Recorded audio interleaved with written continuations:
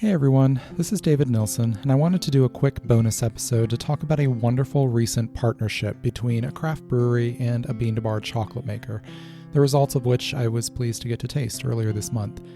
Springdale Beer Company in Framingham, Massachusetts, just west of Boston, brews Brig Mocha Stout year-round, but they recently released a special edition of the 6.5% ABV stout, brewed with cacao from Taza Chocolate in Somerville, Massachusetts. Springdale is a sister brewery to Jack's Abbey, a brewery that focuses almost entirely on classically brewed lager styles like post-shift Pilsner, which you might recall from my 2020 favorites episode back in January. When the founders of Jack's Abbey, brothers Jack, Eric, and Sam Hendler, found themselves wanting to experiment with other styles and ingredients without sacrificing the identity they had built with their existing brand, they launched Springdale. Springdale uses Brig as a way to tell what they call a beans-to-beer story, which normally highlights a rotating cast of coffees. Back in the fall, for example, they partnered with JNP Coffee on a Brig variant using coffee from Burundi in East Africa. For their newest version, however, they're focusing on a different kind of bean entirely, allowing cacao to enjoy the spotlight. Taza Chocolate will be familiar to the chocolate fans of this show.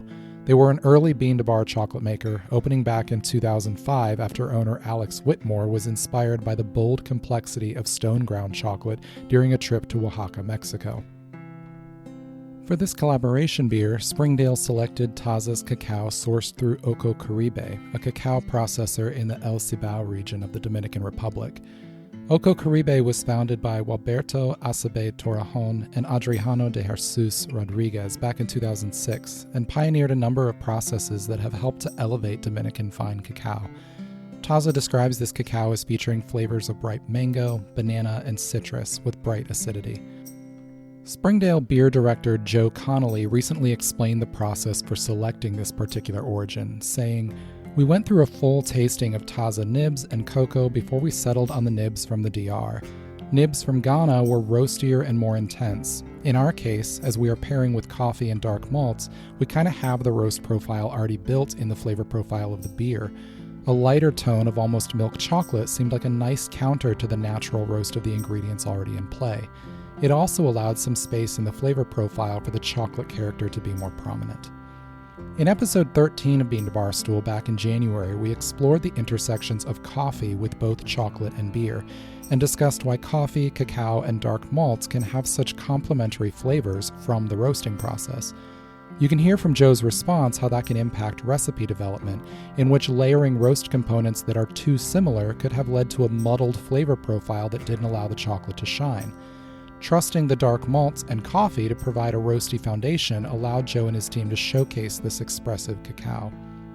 Brig is a medium-bodied milk stout, a style brewed with added lactose milk sugar, which will add a gentle impression of sweetness and creaminess. There's a lovely interplay here between the coffee and cacao, with fresh, nutty coffee supporting the gentlest acidity from the nibs.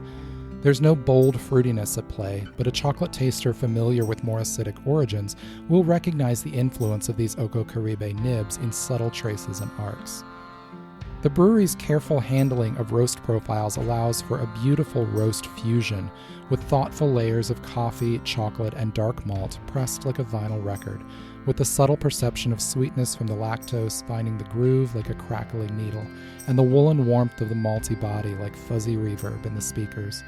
I'm recording this episode while a fearsome snowstorm howls across western Ohio, and I can't think of a better beer to keep me warm while the world outside the windows transforms. I hope you enjoyed this quick bonus episode of Bean to Bar Stool. Next Tuesday, I'll be back with a full episode centered around an interview with Dr. J. Nicole Jackson Beckham, in which we'll talk about how our flavor vocabularies are influenced by many factors from our backgrounds, and how tasting beer or other indulgences with people from different backgrounds can expand our understanding of flavor and the world. Till then, I hope there's something good in your glass. I'll see you soon, everyone.